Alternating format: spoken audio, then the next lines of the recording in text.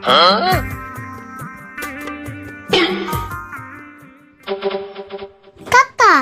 আজকের আবহাওয়াটা বেশি ভালো লাগতেছে না।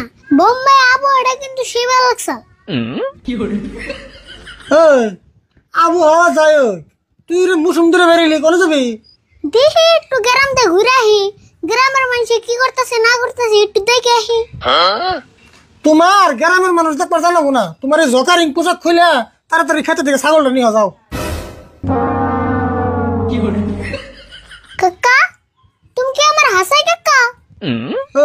তুই এটা আবার কেমন কথা কইলি? আজকে তুই কাকার পরিচয় বাদ দিবার চাস? মানে আমার ভাবতে অবাক লাগতেছে, তুমি তো আমার কাকা। মানুষে হাসা কথাই কয়, পুলা আল্লাহ হলে বড় হয় আর বাপ চাচা ভুলে যায়। আজকে তোর থেকে প্রমাণ পেলাম।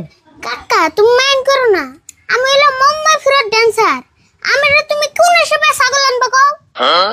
ও হেজিন তুই আমরা কথা সব একটা কথা কই হুন, তুই মুম্বাই থেকে আইসর দিকে আমি গরু ছাগল বেলা বাদ দিলাম না। গরু ছাগল বেলা বাদ দিলে খাবি কি? এমন করে ভাত ধরে করলে পেটে ভাত যাবো। কাকা আল্লাহ যদি মুখ দিছে তাহলে আর দিবই, তাই বলে মাংস নষ্ট করে কাম করা হারাম না।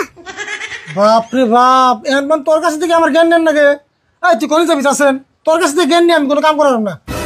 ওকে কাকা আমি তো যামুই, কিন্তু যার আগে তোমার একটা কথা খবর চাই। আবার কি কথা কইবি ক? আমি গ্যারান্টা ঘুরতে মেলা প্রবলেম হইতাছে।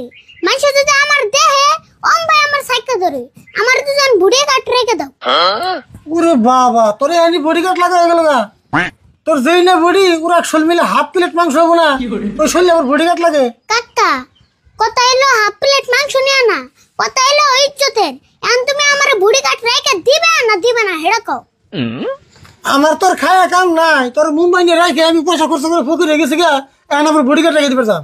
ওবনি না দিলে